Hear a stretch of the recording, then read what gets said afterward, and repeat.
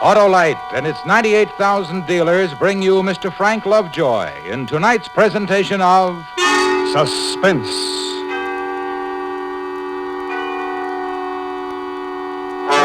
Tonight, Autolite presents the story about a man who committed a murder and got away with it for quite a while. Public Defender, our star, Mr. Frank Lovejoy. Hey, Hap, why is April like an Autolite Stay-Full battery? Oh, that's easy, Harlow. They're both famous. Right, Hap. The Autolite Stay-Full has 3 times the liquid reserve of ordinary batteries. And that's why it needs water only 3 times a year in normal car use. But that isn't all the Autolite Stay-Full is famous for. No, sir. It's famous for longer life, too. Fiberglass retaining mats surround every positive plate to reduce shedding and flaking and give the Autolite Stay-Full battery longer life, as proved by tests conducted according to accepted life cycle standards. So April's the month, eh, Harlow? Right, the month to visit your Autolite battery dealer, the expert on all makes of batteries.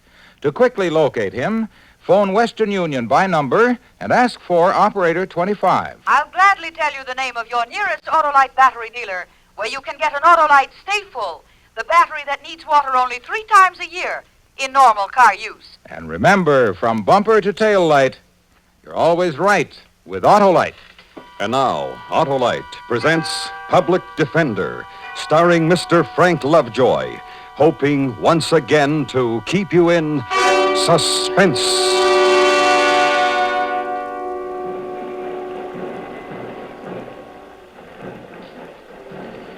The newspapers say it was a matter of conscience.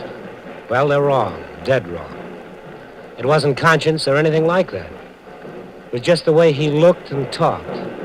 Conscience? I don't have one. I don't think you do either.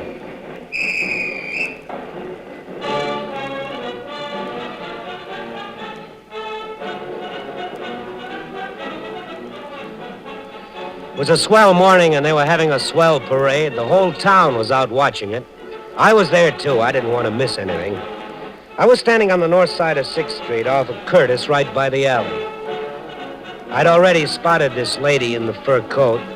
She was about 5 feet from me, sort of standing on her toes, trying to look over everybody's head. I looked around to make sure she was alone before I came up in back of her. What? Easy now. Just a minute, that's my purse. You weren't supposed to notice, lady, but now that you have, this is a knife. Now, don't make a move. Don't make one single little move, or I'll shove it right in your back. I said not to move. I put one arm around her and held her up until the drum and bugle corps passed. No one noticed when I let her slip to the ground. Then I just turned around and walked away.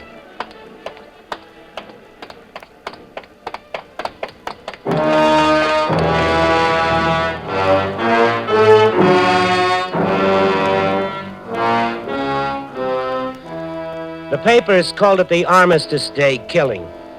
It said her name was Tyler and that her husband did something for the county. Their pictures were all over the front page. That night, I caught myself a bus for St. Louis and stayed there about a month. It's a pretty good town. I got back here in time for Christmas, and no one bothered me up until a few days ago.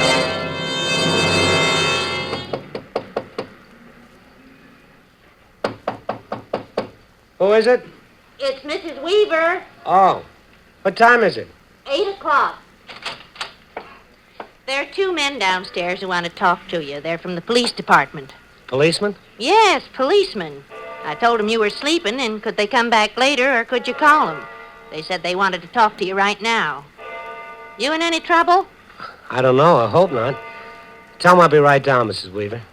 Well, all right, Mr. Penn. They must have made a mistake or something. Oh, yeah, sure.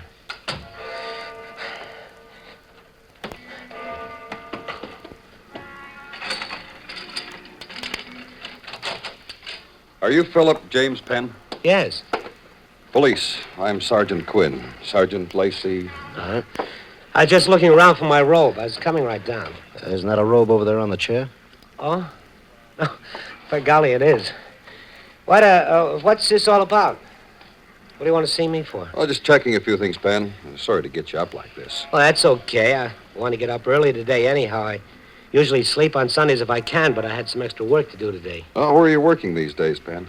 I'm not working at all. I'm going to school 8 hours a day. Where? Commercial Electrical College. How long have you been doing that? Since last January. I enrolled on the 15th. Why? How do you live? I'd saved a little money. I worked here and there. Where are you from? Milwaukee. How long have you been in town? Better part of a year, I guess. Say, How old are you? 31. Married? No. Ever been in trouble? No, sir. Ever been arrested? No, sir. How about back in Milwaukee? I've never been in any kind of trouble. Never been arrested. No, sir. Do you know, Walter Kalaman? Walter Kalaman? Now, that name sounds familiar in a way. I can't place it at the moment, though. Oh, he places you pretty well. Says you worked for him once at his place over on 17th. 17th and Glenarm. Kalaman, huh? I worked for him? 17th? When was this? Can't you remember who you worked for? Well, I told you I haven't worked regular for a long time. I've had lots of jobs here and there around town. You had this one around last Christmas, Pen, from the 18th of December through the 5th of January. Oh, yes, the Ace Haberdashery. Oh, sure. I clerked there. You can't expect me to remember a man's name just like that when it's so far back. Sure, I remember Mr. Kalaman now. What about him? Mr. Kalaman's store was burglarized last night, Pen. Somebody got away with $400 or so. Well, I'll be darned. Mr. Kalaman closed his store at 6 o'clock last night. About 10 o'clock, he was out riding with his wife, and he says he saw you standing in front of the place. Mrs. Kalaman saw you, too. Yeah? How about it, Pen? You're a big, tall fella, fairly easy to pick out. The Calamans recognized you. Oh, I think they made a mistake, Sergeant. Were you around that store at any time last night? No, sir, I sure wasn't. Not anywhere near it. I was right here in this room in bed last night. Can you prove that? Well, I don't know. I haven't tried. Mr. Kalaman said that you had a key to the store when you worked for him. You still have that key? I gave it back to Mr. Kalaman when he let me go. He says you didn't give it back. Well, then he's mistaken. I gave him back his key. Whoever got in there last night had a key, Pen.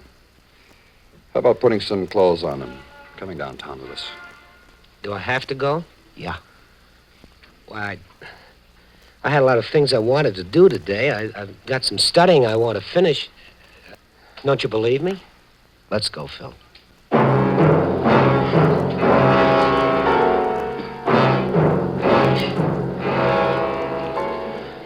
I was afraid to go with him. I didn't want to have anything to do with cops. They asked too many questions, and if I answered too many of them, they were bound to find out something about other things. It was a little rougher than I expected when we got downtown. Besides Caliban and his wife, the guy in the filling station across the street identified me. Old Lady Weaver wouldn't back up my story about my being home sleeping. And then they went out and looked over my room and found the key to Calaman's store in my coat pocket. I don't know how it got there. And everybody remembered I'd been wearing that coat the night before. A little while later, a man named Hale, who said he was from the district attorney's office, got me alone in a room and had me go over the whole thing.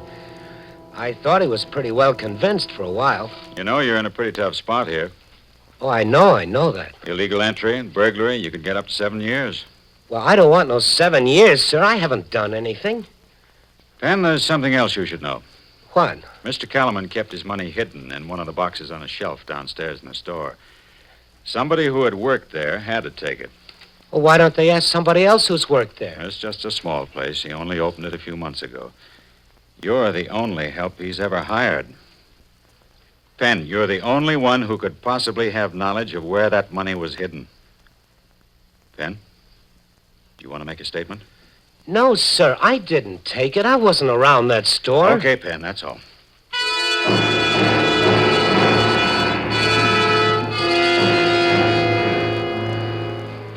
They booked me in and I was arraigned. A couple of days later, they had a hearing. Everybody came in and told their little story.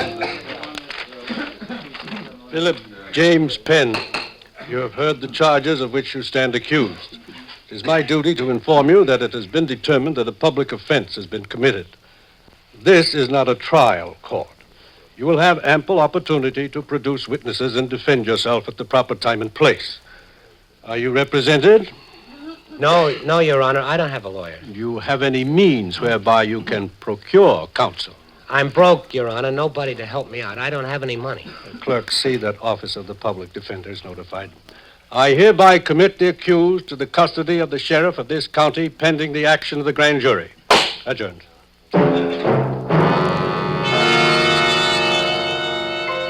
Yeah, it was kind of rough out, all right. They had it about all fixed up against me, and I saw myself doing a nice little 7 years for a burglary I hadn't committed. Then this fellow from the public defender's office showed up. When I saw him coming toward my cell with a turnkey, there was something familiar about his face. And yet I didn't know him. Hot today, huh?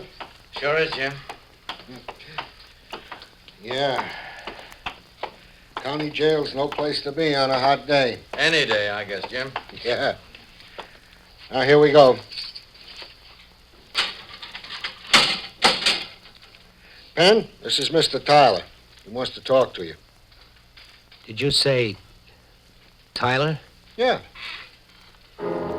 My mind was going a mile a minute, but I couldn't think of anything to say. So I just stood there and looked at the guy who was going to handle me in court. I recognized him. His picture had been in the paper with a story about her. I'd killed his wife. Hello, Phil. I'm here to help you.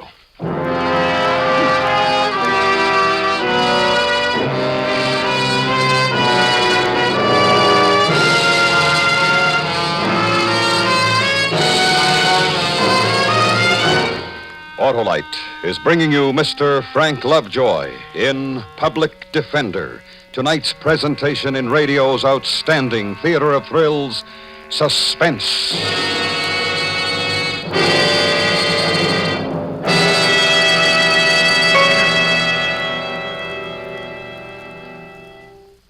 Well, Harlow, a lot of folks get daylight saving time soon. Well, Hap, it's saving time all the time when you've got an Autolite Stay Full battery in your car. Because with an Autolite Stay Full, you have the power for quick, sure starts every time. Power that really lasts, eh, Harlow? Ah, you know it, Hap. Fiberglass retaining mats protect the power of every positive plate to reduce shedding and flaking and give the Autolite Stay Full longer life, as proved by tests conducted according to accepted life cycle standards. And the Autolite Stay Full hardly ever needs water. Only 3 times a year in normal car use. So, friends, visit your expert Autolite battery dealer. Just phone Western Union by number and ask for Operator 25. Now quickly tell you the location of your nearest Autolite battery dealer. Where you can get an Autolite Stay Full battery. And now, Autolite brings back to our Hollywood soundstage Mr. Frank Lovejoy in Elliot Lewis's production of Public Defender, a tale well calculated to keep you in suspense.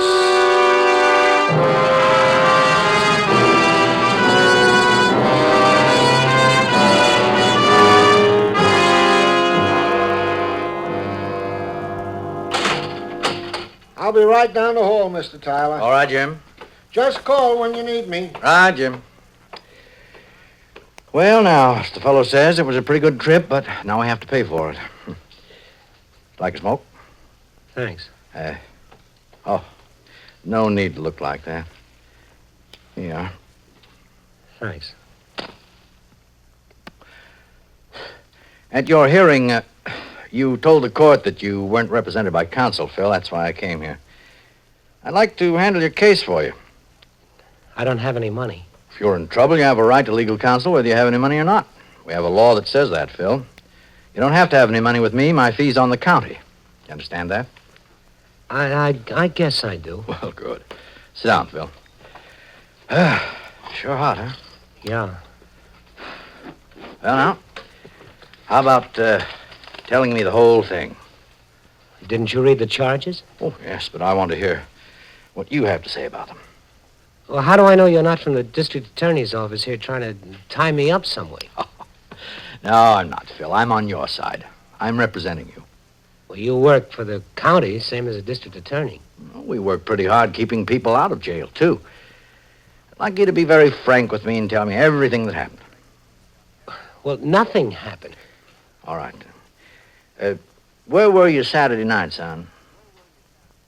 Phil, Mrs. Weaver told me that you were out until midnight or better. She heard you come in. Phil, were you around Mr. Callman's store? No. Where were you, son? I just walking and thinking, that's all. Alone? Yeah. Tell me what you were thinking about. Hmm? What was on your mind? Were you worried about something? Oh, no.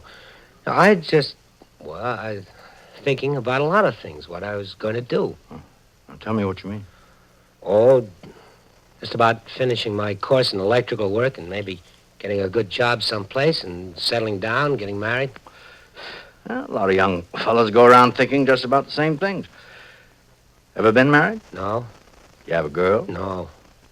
Do you go to church? Sometimes, not very often. Why did you tell the officers you were home sleeping, Phil? Well, I was scared, I guess. Oh, what? Are you afraid of policemen, Phil? I guess so. Oh, why, Phil? I don't know. Mm-hmm. Well, now, while you were out walking, did you stop in any place, like for a drink or something? No. Did you see anybody you knew, somebody who might be able to identify you, maybe? No, I just took a good long walk. What time did you leave the boarding house? Well, right after dinner, maybe, 7:30, 7:45. Oh, where'd you go from there? I walked downtown to see if there are any movies I'd like to see. There weren't any, so I just kept walking around town. It was a nice night. Yeah, sure was. You walked till after midnight, huh? Yeah. Phil, you had a key to that store. You knew where Callman hid his money. You were seen in the vicinity of the store the night he was robbed. Now, if you robbed Mr. Callman's store, I'll have to know all about it if I'm going to help you. No, sir, I did not rob that store. Honest, I didn't. All right, son. I'll do my best to help you prove it. I'll do everything I can for you. We'll enter a not guilty plea. You have plenty of cigarettes, eh? Yeah. Mr. Tyler, do I have a chance of getting off? Oh, that depends on how good a defense we put up. Mostly on whether or not we have all the facts. Well, you have no arrest antedating this one. That's in your favor. From all I see now, you're a pretty industrious, ambitious sort of fellow. All these things will come into account when we get into court. We'll find it out together. Now, I have to run along now, but I'll be back tomorrow. Meantime, you just sort of relax and straighten out your thoughts. What do you mean? Oh, man hardly ever takes a 5-hour walk. Maybe you'll have some things to tell me about when I come again. We interrupt this program. We have interrupted this program to bring you the latest on the prisoner of war exchange in Korea. Here are the latest names of American prisoners just released by the communists. PFC Paul O. Blanton, Route 2, Broadhead, Kentucky. From Philadelphia, Private John M. Jankowitz, Jr., 926 North 6th Street. From Greenville, Tennessee, PFC Walter Mitchell. From Covington, Kentucky, Sergeant Orville R. Mullen. Private G. Moreland, no home address listed. PFC Harry Purvis or Purvis, also no home address listed. Sergeant Willie Patrick, Jr., Sergeant Patrick and the next names coming up are also listed as having no home address as of the moment. Sergeant Willie Patrick, Jr., Sergeant Albert L. Howard. PFC Wilbert M. Waring, Warring. Sergeant Edward G. Anderson. Private Louis Okerstro, that's spelled Okerkstro. Sergeant George W. Gray. PFC Earl N. Wiseman. Sergeant William H. White. Sergeant White is listed as a litter patient. Corporal Pedro A. Herrero. PFC Joe T. Heath, also listed as a litter patient. Those 16 names are the names of American prisoners of war released this evening by the communists in Korea. As later names become available, we will interrupt our scheduled programs to bring them to you. This bulletin has come to you from CBS Radio News. We now resume our scheduled program. The truth. Well, I'm telling you the truth. Where'd you stay in St. Louis? At the Hall Hotel. How much rent you pay? I didn't pay any rent. I stayed there with a friend of mine. Didn't cost me a dime. What's your friend's name? Jack O'Brien. Is he still there now?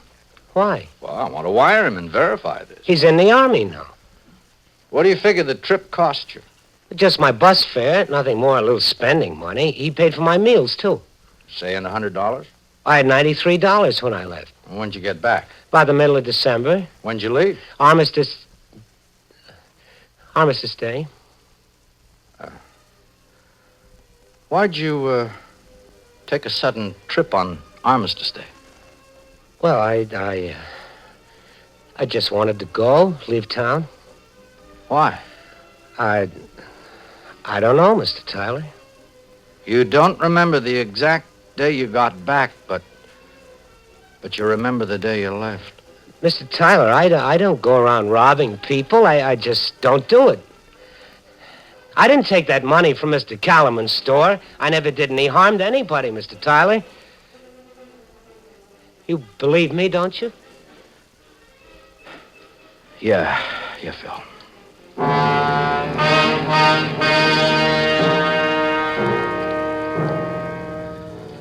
We went to court the next day. Hale, the district attorney's man, got up and told the jury what he was going to prove, and Mr. Tyler got up and told him how none of it was true. And after that, he asked the judge to keep all of the witnesses out of the room except the one that had something to say. The judge said that was all right. And then the two cops who'd arrested me showed up and told about it, and then Mrs. Weaver came in and told how I hadn't been home. And finally, Hale called Calaman in and spent 15 minutes or so having him say I was around the store the night it was robbed, that I had a key, and that I knew where the money was hidden. Well, Mr. Tyler listened to all of it, and then he took his turn. You've testified, Mr. Calaman, that the accused was in the vicinity of your store the night the money was taken. Yes, sir. And you saw him while you were out driving with your wife. Yes, sir. Can you describe the clothing he was wearing at the time? He had on a sport coat and a pair of gray pants and a blue shirt. What color was the sport coat, Mr. Calaman? Tan. Was he wearing a hat? No hat. How close were you when you saw him? Well, I was driving in the outside lane, and he was right on the street, 20 feet away, I'd say. How fast was your car traveling at the time? We were at the stop street. Then you had a good look at him? Yes, sir. For how long a period of time? Maybe 10 seconds, just while we stopped. With the court's permission, I'd like to ask the witness to step over in front of the jury. Any objections from the prosecution? No objection, Your Honor. All right, Mr. Calaman. Right there will be fine. Now, Mr. Calaman, will you look at the juror sitting directly in front of you? Yes, sir. All right, Mr. Calaman. Turn around, please. Now, tell me, Mr. Calaman, what does that man look like? Why, he's got gray hair. He's wearing glasses. Can you tell me the color of his suit? Brown, I think. His tie? No. His shirt? No. This is the witness who, by his own statement, saw the accused for 10 seconds and positively identified him.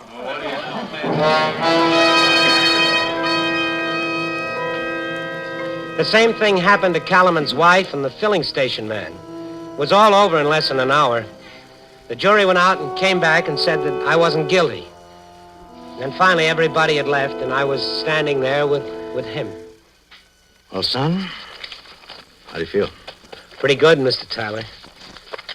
I don't know how to thank you. Don't thank me, son. Thank the law that protects you. Well, what are you going to do now? Go back to school, I guess. Let me hear from you now and then. Glad to know how you're getting along. I'll do that, Mr. Tyler. You can go, Phil. Yeah. Well, so long. So long. Phil, Yes, Mr. Tyler?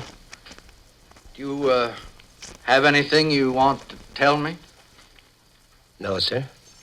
I sort of had the feeling that you, wanted to say something, Phil. Mr. Tyler, I'll say it once more. I didn't rob Kellerman's store. I know that. You're innocent of that charge. Well, what are you getting at? I just wondered if there was anything else you'd like to tell me. Phil?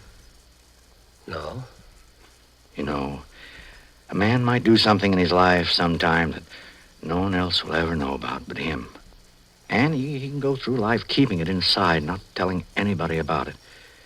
And another man might have an idea or suspect him, but it wouldn't be right to come out and say anything unless he had some facts. Now, I have an idea of what the man was like who killed my wife. Might be wrong, but I think I know exactly what he was like, Phil. Did you know my wife? Yes, sir. Read about it in the papers that night on the bus? No, sir. Oh. Where'd you get the money to go to St. Louis, Phil? Did you get it from my wife's handbag? I didn't mean to. If I'd known she was your wife, sir, I wish I hadn't killed her, sir. Mr. Tyler, don't look at me like that, Mr. Tyler. Please, sir, don't look at me like that.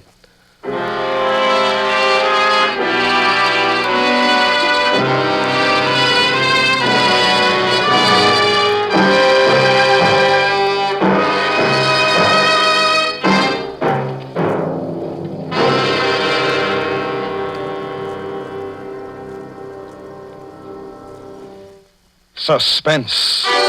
Presented by Autolite. Tonight's star, Mr. Frank Lovejoy. This is Harlow Wilcox speaking for Autolite, world's largest independent manufacturer of automotive electrical equipment. Autolite is proud to serve the greatest names in the industry. They are members of the Autolite family, as well as are the 98,000 Autolite distributors and dealers in the United States and thousands more in Canada and throughout the world. Our family also includes the nearly 30,000 men and women in 28 great Autolite plants from coast to coast and Autolite plants in many foreign countries, as well as the 18,000 people who have invested a portion of their savings in Autolite. Every Autolite product is backed by constant research and precision built to the highest standards of quality and performance. So remember, from bumper to tail light, you're always right with Autolite.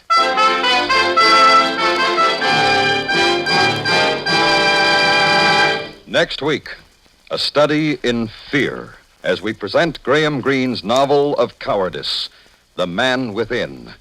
Our star, Mr. Herbert Marshall. That's next week on Suspense. Suspense is produced and directed by Elliott Lewis, with music composed by Lucian Morowick and conducted by Lud Gluskin. Public Defender was written for Suspense by E. Jack Newman. In tonight's story, Joseph Kearns was heard as Tyler. Featured in the cast were Paula Winslow, Larry Thor, Lou Krugman, Whitfield Connor, Herb Butterfield, and Charles Calvert. You can buy Autolite resistor or standard type spark plugs, Autolite electrical parts, and Autolite Stay Full batteries at your neighborhood Autolite dealers. Switch to Autolite. Good night.